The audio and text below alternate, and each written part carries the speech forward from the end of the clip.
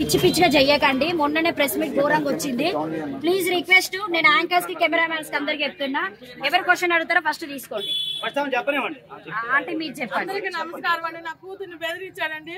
మీ మంత్ర శక్తులు దాకా నేను మీ అమ్మని మీ నాన్న చంపేస్తాను, మీ అన్నికి పెళ్లి కాకుండా చేస్తాను, మేము ఎందుకు లొంగిపోయావమ్మా అని మేము అడిగితే ఇట్లా నన్ను చంపేస్తానమ్మా, కుటుంబాన్ని నాశనం చేస్తానందమ్మా, నేను భయపడ్డాను, లొంగిపోవడం జరిగిందమ్మా అని మా అమ్మాయి చెప్పిందండి అడిగితే. ఆంటీ ఇప్పుడు శ్రీవర్షిని రావడం జరుగుతుంది. ఆమె నిజంగానే మీ దగ్గరకు వచ్చి మీతో ఉంటదన్న నమ్మకం ఏమైనా ఉందా, లేకపోతే మళ్ళీ అంటే మీరు వశీకరణం చేశారు ఇవన్నీ మాట్లాడడం జరిగింది, అదంతా పక్కన పెడితే ఇప్పుడైతే తీసుకురావడం జరుగుతుంది, పాప నిజంగానే రావాల్సిందో మీ దగ్గరకు వస్తుందా? వచ్చిందండి. వచ్చినాక మేము వశీకరణ సంబంధించి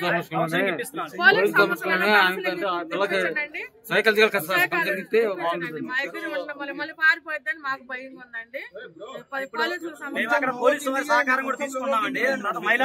మహిళా శిశు సంక్షేమ శాఖ ఎవరైతే ఉన్నారో వారిని కూడా అప్రోచ్ అయ్యి అక్కడ కూడా వాళ్ళ ద్వారా కూడా సెక్యూరిటీ తీసుకుంటున్నాము. ఇదే కాకుండా మానసిక స్థితి బాలేదని చెప్పి మొన్న దాకా ట్రీట్మెంట్ అయింది. ఇప్పుడు ముఖ్యంగా ఏంటంటే మీ ఇంటికి ఫస్ట్ అఘోరి మాత రావడం జరిగింది. ఎందుకంటే ఇది ఇప్పటి వరకు మీరు ఎక్కడ అంటే ప్రత్యేకంగా కూర్చొని ఇంటర్వ్యూస్ ఎక్కడ ఇవ్వలేదు. ఎందుకంటే రుద్రస్వామి గారు ముందు పడ్డారు, తర్వాత ఆజాద్ గారు రావడం వల్ల ఇదంతా జరిగింది. తర్వాత తను వచ్చారు, రాధిక గారు వచ్చారు ఫస్ట్ వైఫ్ అని చెప్పేసి. మీరు ఒక్క ఇంటర్వ్యూ కూడా కూర్చొని ఎవరికి ఇవ్వడం లేదు కాబట్టి అఘోరి మాత మీ ఇంటికి వచ్చిన తర్వాత మీరు ఆమెతో బానే ఉన్నారు, తినడము తాగడం ఇవన్నీ జరిగినాయి అని అందరికి తెలిసింది. అంటే ఫస్ట్ మీరు చేసిన తప్పు వల్లనే అఘోరి మాతకు అంత ఛాన్స్ ఇచ్చారని చెప్పేసి జనాలు మాట్లాడుతున్నారు. దానికి మీరు ఏం ఆన్సర్ చేస్తారు? ఎటువంటి తప్పు చేయలేదండి. దొంగ అఘోరి రూపంలో ఒక మాత లాగా వచ్చి మేము మాత అనుకుని నమ్మి ఆడమనిషి పిల్లలు ఏం చేసింది అనుకున్నామండి. ఇంత రాక్షసుడు లాగా ఆడవాళ్ళని హింసిస్తాడని అనుకోలేదండి. రాధిక మొక్కం చూస్తే నాకు ఎంతో జాలిగా ఉందండి. ఆ పిల్లని అట్లా చేసి మోసం చేసే రాధిక లాంటి వాళ్ళు ఎంతమంది ఉన్నారంటండి. అట్లాంటి వాళ్ళు నా పిల్లల్ని కూడా ఒక మోసం చేసేసి నా పిల్లని అమ్మేయాలని చూసాడండి.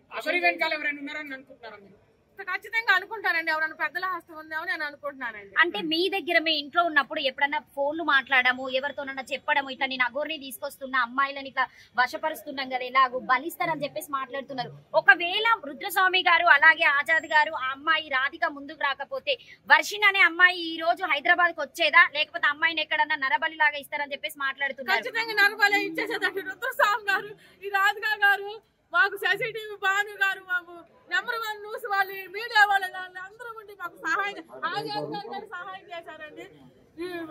శివరుద్ర స్వామి గారి వల్ల మా పిల్లలు బయటపడిందండి. ఖచ్చితంగా నరబలి ఇచ్చేసేదండి నా కూతుర్ని. నరబలి నా పిల్లని తీసుకెళ్ళిందండి. నేను అమ్ముకుంటాకి చెప్పండి, మీరు చెప్పండి.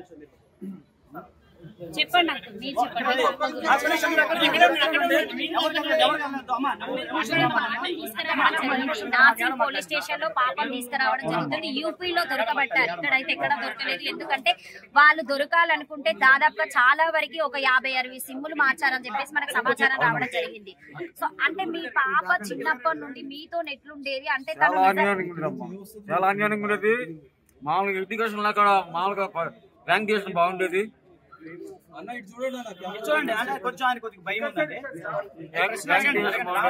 అయితే ఈ రోజున వాడు ఫేక్ కాగా అరెస్ట్ అయ్యి వస్తుందంటే దానికి విషయం గారికి మా యొక్క ధన్యవాదాలు చెప్పుకుంటున్నాను. ఏ రోజుకి రోజు మాకు ప్రతిరోజు కూడా ఉదయం సాయంకాలం నాకు ఆరోగ్యం బాగోదు.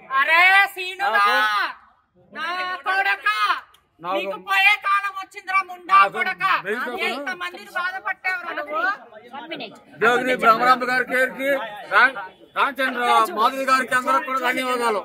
ఆజాద్ గారు, ఇప్పుడు ఈ కేసుని మనం ఎట్లా చూడొచ్చు, ఎలాంటి శిక్షలు పడే అవకాశం ఉన్నాయి వాళ్ళిద్దరికి? ఖచ్చితంగా అండి, ఇది వ్యవస్థీకృత నేరాల కింద వస్తుంది.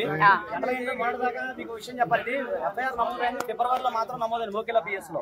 దాని అప్పుడు వరకు కూడా ఎలాంటి కదలిక రాలేదు. ఇప్పుడు మీ అందరి సపోర్టు, అలాగే మీ అందరి సహకారము, అలాగే మీరందరూ ఇచ్చిన సపోర్టు, ఇవన్నీ కూడా మేము ఆనరబుల్ మహిళా కమిషన్ వారు ఇచ్చిన సపోర్టు, వీటన్నిటితో కూడా కదలిక వచ్చిందని నేను భావిస్తా ఉన్నాను. ఈ సందర్భంగా పోలీసు వారికి, మహిళా కమిషన్ వారికి, మీ అందరికీ అందరూ కూడా మన కుటుంబ సభ్యులందరూ కూడా పేరు పేరు ధన్యవాదాలు. సరే, చాలా మంది ఉన్నారు ఇక్కడ, అందరూ తెలిసిన వాళ్ళే. దయచేసి పేర్లు చెప్పలేదు, కోపగించుకోమాకండి.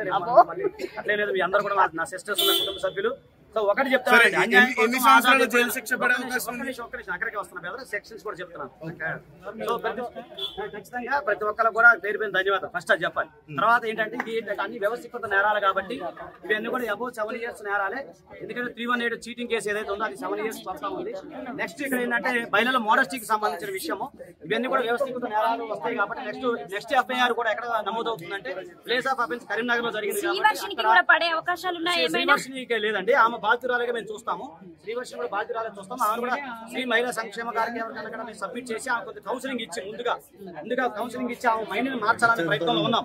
ఎందుకంటే అలాంటి ప్రయత్నం జరగకపోతే మళ్ళీ ఆమె ఎక్కడ వెళ్ళిపోయే అవకాశాలు ఉంటాయి కాబట్టి. ఇప్పుడు ఆమె జోగిని కాదు, అఘోరి కాదు. అవునండి, ఎవరు సార్? ఇప్పుడు నాకు నేను సైంటిఫిక్ రీజన్ గా తెలుసుకుంటే యునుక్ అంటారంట. యునుక్ అనే కొత్త పదం అది నాకు కూడా తెలియదు. అది డిక్షనరీ మీరు చూసుకోండి.